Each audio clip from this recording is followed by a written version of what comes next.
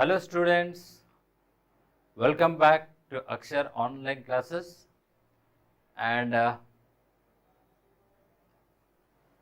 9th class IIT Foundation Chemistry. I am a chemistry faculty S. Mohan. So students, here after long time we are starting the classes, right?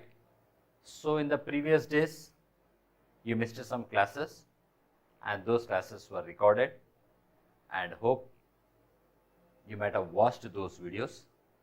If not, you can watch it. In the chemistry, previously we was doing with the solutions and that we are done, and next we started the next chapter called thermodynamics, right? So thermodynamics, we are completed already 2 classes. I hope that you might have watched those videos. If not, watch them. And today actually I am going to start the second synopsis of the thermodynamics.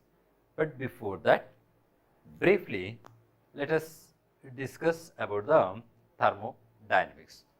So students, here we started a chapter called Thermodynamics. This is the second chapter of your IIT Foundation 9th class, Thermodynamics. So just briefly, I'll go with the first topic, first synopsis, then I'll go to the second synopsis. So students, here thermodynamics, name itself here, thermo means what? Heat. Dynamics means what? Flow or motion, we can say that. Okay. So here a branch of chemistry, this thermodynamics chapter you can find both in physics as well as chemistry also. So here in the chemistry what we define is thermodynamics, a branch of chemistry which deals with the exchange of heat. Okay. Exchange of heat during the chemical reactions, right? So the relation between the heat during the chemical reactions, simply we can say this one, right?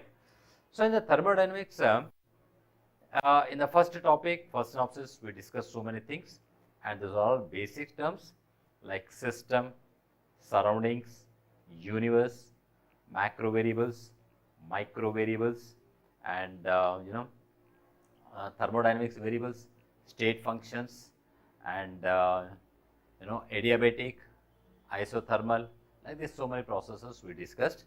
Now today I am going to discuss about the synopsis 2.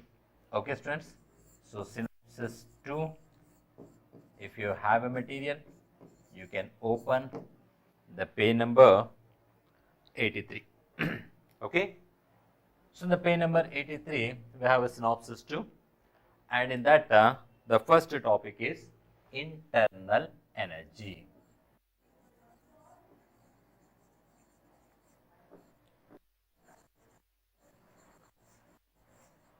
Internal energy. What is internal energy? So here every system has some amount of energy. This energy is not in one form, there are hundreds, okay, means many different forms of energies are present in that system, right? So this internally the energy present in the system or matter, you can say, is called internal energy.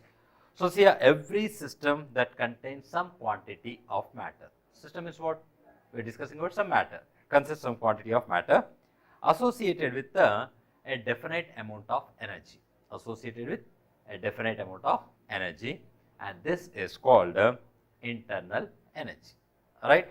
So how this energy, internal energy, can be calculated, or what is internal energy? So see students, here it is the sum of all types of potential energies, kinetic energies of constituent particles of a given substance at a given temperature.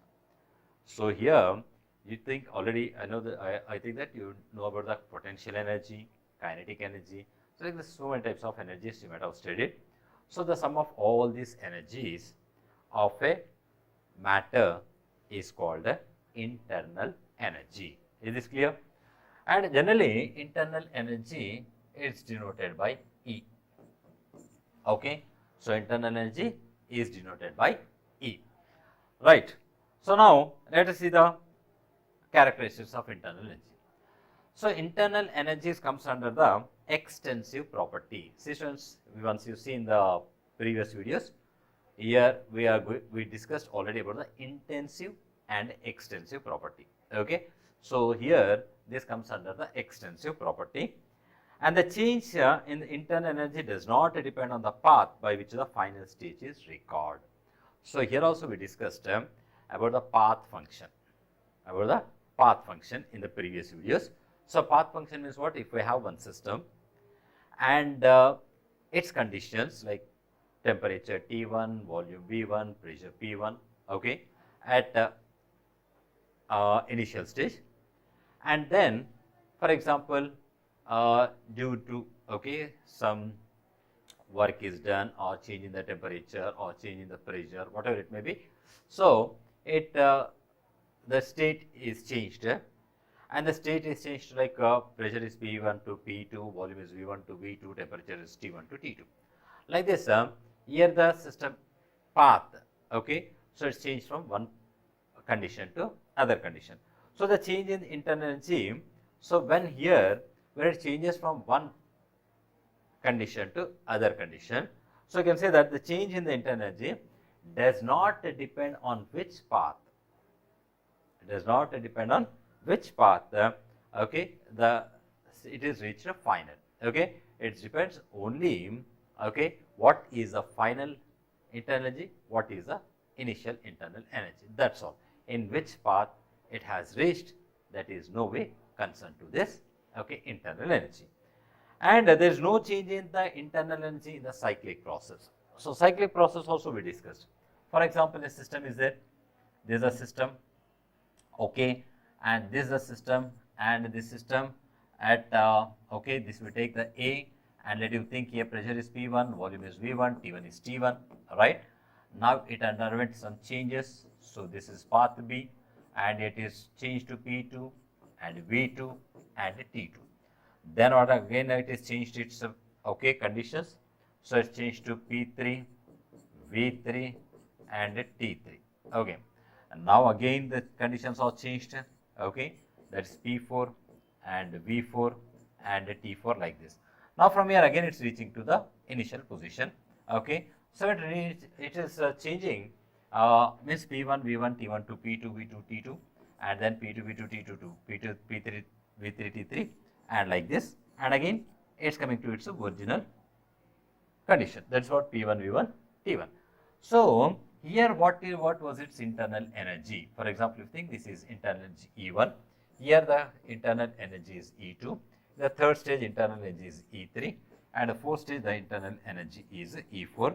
Again it's going to the cyclic process. Cyclic already we discussed cyclic in the previous classes. Cyclic means what? Again it's coming to same position, okay. So, here now after changing 3, 1, 2, 3, okay, fourth, after changing these many conditions, again it's reaching to the A. When it reaches to the A, the conditions are what? P1, V1 and T1. Now, internal energy is what? E1. So, this internal energy is equal to this internal energy. So, in the cyclic path means what, you know, okay. So, like okay, it's changing its position, again finally again it comes to its original position, okay. So, that's called as a cyclic path. So, there is no change in internal energy in its cyclic path, right. Now, this is very important point. It is impossible to determine the absolute value of internal energy of the substance. See students, it's very important point. Here when we are discussing about the internal energy, can we calculate the absolute internal energy of the system? Is no, it's not possible. It's impossible to calculate the exact absolute internal energy of the system, right. So, here but change in the internal energy of the system can be defined, okay. Change in the internal energy can be determined. Means, for example, you see here this is internal energy at A of any system is E1. We have taken as E1. Now, on changing the temperature T2, for example, you think we are changing the temperature T2.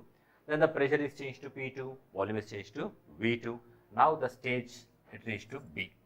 At this B, what is the change in the internal energy? What is the internal energy? E2 is the internal energy. What is the initial internal energy? E1. And what is the final internal energy? E2. Now change in the internal energy. How much it is changed? That is denoted by delta E. Okay. So that is denoted by delta E. Change in internal energy. Internal energy. Okay. Is denoted by delta E. So this delta represents change. Delta represents change. So change in the internal energy is equal to final internal energy minus initial internal energy. So here in the previous slide, so here you see, for example, this is our initial stage, initial A. It's starting from A. At the A, the initial pressure, volume, temperatures are what? P1, V1 and T1. At that time, our system possesses the energy called E1. Okay, and then it underwent some changes and then reached to the stage called B. Okay, reached to stage B. At that time, so the pressure is P2, volume is V2 and temperature is T2. Now in internal energy, if you see, internal energy is what? A2. So how much change in the internal energy? This is considered as a final internal energy and this is called as a initial internal energy. So the difference between the difference in the internal energy is nothing but the final internal energy minus initial internal energy. That is what? E2 minus E1 gives a change in the internal energy. So this is there, but the change in the internal energy can be determined, right? So here you say change in the internal energy, heat absorbed, released in the process of constant volume and temperature. And so delta E is equal to E final minus E initial. So this is what? E final and this is what? E initial. So the difference in the EF minus EI is called change in the internal energy. Is this clear to you? Any doubt? Simple, no? Right. Next, here for any chemical reaction and delta E is equal to delta P minus delta E. Okay. So for generally chemical reaction, okay, for any chemical reaction,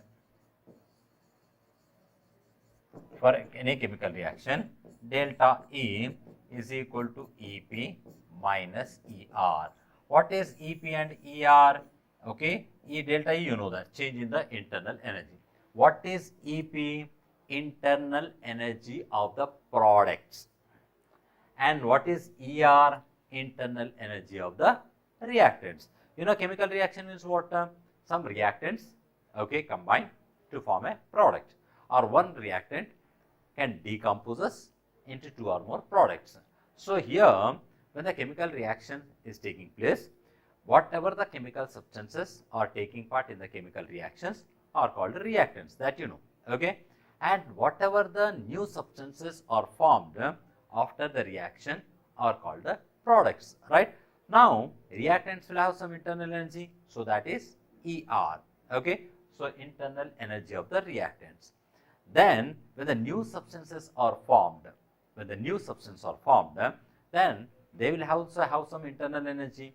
So that internal energy is called internal energy of the product. So what I said, difference in the internal energy is equal to final internal energy minus initial internal energy, right? So your final means what? Your products or the final. So reactants gives the product, you know that, right? So your reactants is the initial stage and products are the final stage. So the internal energy of the products minus internal energy of the reactants gives the internal change in the internal energy during the chemical reaction. Is this clear? Any doubt? Right. So now here very important point now, very important point. So during the chemical reaction, we have the two types of reactions based on the energy. This already I think you know that. So they are called endothermic reactions and exothermic reactions. Exothermic reactions and endothermic reactions, right? So what are exothermic and endothermic? Come on, tell what are the exothermic and endothermic? Exo. Okay. The reactions in which heat is liberated. Okay. The reaction in which heat is liberated. So they are called the exothermic reactions. And the reactions in which heat is absorbed, means by taking the heat, by observing the heat, if the reaction is taking place, then they are called the endothermic reactions. Okay. Endothermic and exothermic, right? So the two types of reactions are there. So exothermic reaction is what? Here one substance after reaction that gives up products, new products, and also releases some energy, means what, in the form of heat. Is this clear to you? So for exothermic reaction, okay, delta, internal energy of the products is less than the internal energy of the reactants. Clear? Internal energy of the product is less than the internal energy of the reactant. Why? Because here some reactants are there. This is reactant. Okay. So this is an exothermic reaction. Exothermic reaction is what? Here it is forming some new products and along with some heat is released, right? So it's forming the product along with some heat. Okay. So I'm writing heat. So heat is released. Is this clear? Now these two combines.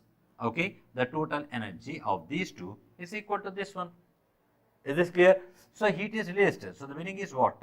Here this total energy is divided into, like, imagine like two parts, and one part for internal energy is released in the form of heat and other part is present in this one. Okay. So naturally now R is greater than P. Clear to you? So the internal energy of the reactants is greater than internal energy of the product. Okay. That can be written as internal energy of the product is less than the internal energy of the reactant. So this is for which reactions? This is for exothermic reactions. For which reactions? Exothermic reactions. Exo means water in which heat is liberated. Now exactly opposite to the endothermic reaction. For endothermic reactions, what we write? EP is greater than ER. EP is greater than ER. Why? Because endothermic means what? It is taking the heat. So the reaction takes place by absorption of heat. Okay. So already reactants are there. They have certain amount of energy, internal energy. Plus they are taking some heat. Okay. In presence of heat, the reaction is taking place. Right. So it's absorbing the heat and the reaction is taking place.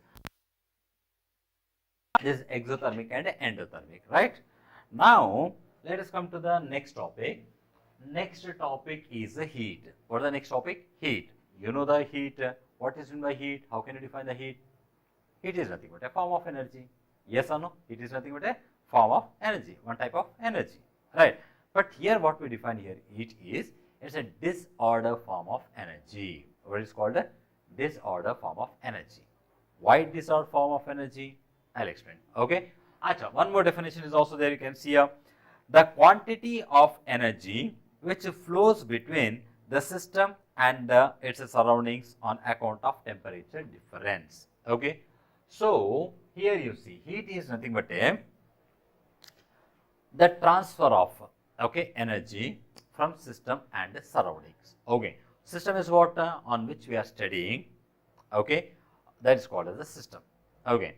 And surrounding is what apart from the system is called as surroundings. For example, you would like to have a hot milk in the morning, right? Your mom gives a hot milk to you. Okay, she boils the milk and she'll give the milk to you. So when she boils the milk, let you think, so she's giving a cup of milk to you. Okay, cup of milk and it's very hot. Okay, and think that the temperature of the milk is some 100 degrees Celsius because it's boiling. Okay, boiled milk, so the temperature is 100 degrees Celsius. Clear? Now what you do? This cup she'll give the to you. Then what do you say? It's very hot. So then what you do? You keep it on a table for some time. Okay. After some time, if you see the temperature, does it remain 100 degrees Celsius only? No, it becomes little cool, right? Now, after some time, you can drink it easily. Why? Because the temperature is decreased. Why here? What happened here? Here the temperature is 100 degrees Celsius on keeping outside. Okay, where is the surroundings? The surroundings temperature is what? For example, this is a winter season. Okay, almost winter season. Now the temperature may be, okay, 20 degrees to 25 degrees Celsius. Right? Now I am keeping this cup of milk, hot milk on this surroundings. Okay, where the temperature is 20 degrees. But here how much is the temperature? 100 degrees. So what happens? Heat can flow from higher temperature to lower temperature. Right? So now this heat will be flowing to the surroundings. Right? After some time, okay, the temperature becomes like 30, 40, 50 degrees Celsius. Then you can happily sip the milk. Right? Okay. So here what's happening? The heat is exchanging, means what? Transferring from one place to other place, means system to surroundings or surroundings to system also, right? How surroundings to system? For example, you take one ice cream. Okay, so take ice cream, and ice cream when you take, it is solid, right? Now just you put outside here, okay, outside on the table for some time. Then what happens? It melts. Yes or no? It melts. Why? Because here the surrounding temperature is 20 degrees Celsius. But when you taken the ice from the ice cream shop or from the freezer, that temperature may be -5, -10, something. Okay. So here the temperature of the surroundings is greater than the temperature of the ice cream. So then what happens? The heat get transferred, okay, from surroundings to the system. So then what happens? The temperature of the ice cream increases so that it melts. So here what's happening? The heat is flowing, transferring from surroundings to system. Is this clear? So meaning is what? Heat is a form of energy that can be transferred from higher potential to lower potential. Okay, either system to surroundings and surroundings to system. Okay, now heat always flows from higher temperature to lower temperature. Okay, if I take 100 degrees Celsius and if I keep in the surrounding temperature, the surrounding temperature is 20 degrees. Okay, 20 degrees. Can the temperature of this increases more than 110 or something like this from here the heat does flow? No, here to here only the heat flows. Here the temperature decreases, but temperature will not increases. So the meaning is what? It flows from higher temperature to lower temperature. Clear to you? Any doubt? Alright. Now heat flowing into the system. Okay. Means for example, if you are taking and you are heating something, milk you are taking and heating. Okay. So our system is what? Milk here. Okay. If you are heating, the heat is flowing to the system, then we can take heat is positive.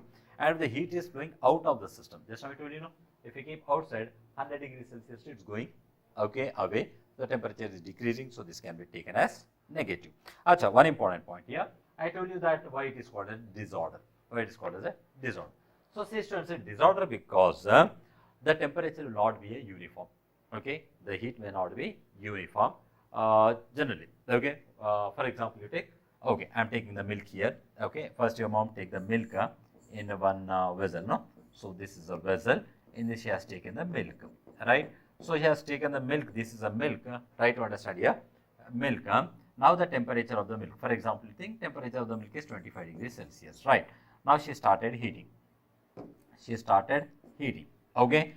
On heating after just 30 seconds. After 30 seconds, okay, she is heating and she kept on a stove. Okay, means burner. After 30 seconds, you put your finger just here. Okay, just here at this point. How do you feel? Milk will not be so hot, right? But the same finger, if you dip into the water and sorry into the milk at this position, at this point, what do you feel? It will be hot now. Okay, here it will be hot because it's very close here. Okay, it's very close to the surface. We are heating, so this will be more hotter than this one, right? Total is a milk. This total we consider as a system. Total we are considering as a system. But does the system total system temperature is same, heat is same, temperature is same? No. Okay. Here if I put after 1 minute, if I check, if I put the finger here, it will be so hot, right? If I put the finger here, it's not so hot, right? So temperature is not same, right? So here this is called disorder, okay, disorder. Now how can you measure the heat? Students, heat is measured in calories, okay, heat is measured in what? Calories or joules also. And what is calorie? Just one point I'll explain it, with this will stop. So what is calorie? So very important point, very important definition. The amount of heat required, the amount of heat required to raise the temperature, of 1 kg of water, for 1 degree Celsius, is called, okay, calorie. The meaning is what?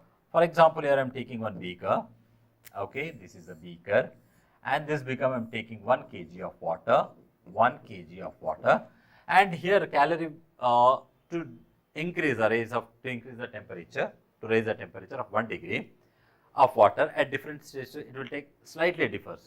So that was standard one is taken. For example, you think the initial temperature of this water is 14.5 degrees Celsius. How much it is? 14.5 degrees Celsius. Now I want to increase the temperature of this just by 1 degree, 14.5 to 15.5 degrees Celsius. Means what? Only 1 degree Celsius would like to increase. So what I do now, I will heat it. Okay, I'll heat it. So what is the amount of heat required? How much heat is required? The amount of heat required to raise the temperature, of 1 kg of water by 1 degree Celsius, that is 14.5 to 15.5 degrees Celsius, is called calorie. Very important definition. So see, a calorie, it is defined as the quantity of heat required to raise the temperature of 1000 grams of water by 1 degree Celsius. Generally here specified that 1 degree is from 14.5 to 15.5, okay, is known as calorie.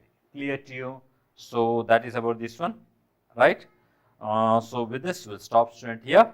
In the next class we discuss about some important topics are there that we discuss in the next class. So my suggestion is that, so I think you might have watched the previous videos of especially thermodynamics. The thermodynamics in previous classes we discussed all important terminology which we are going to use in thermodynamics, right? And these most of the terminologies, okay, in this whatever the terminologies come in this chapter, they are very new to you. Means what? Some terminologies you might not have listened to them. Okay, such terminologies are there. So that terminology and their meaning understanding is very important to understand this chapter. Okay, so watch the previous videos and especially the first synopsis. Read it perfectly. Try to read it and try to understand it. Okay, so that this chapter becomes easy for you. So I am going very slowly for this chapter because it's completely new for you, right? Still you are in 9th class and this topic is little higher standard. So that's what I'll go very slowly for you, and so try to follow, right, students? So with this we stop our lesson, and bye. Take care of yourself.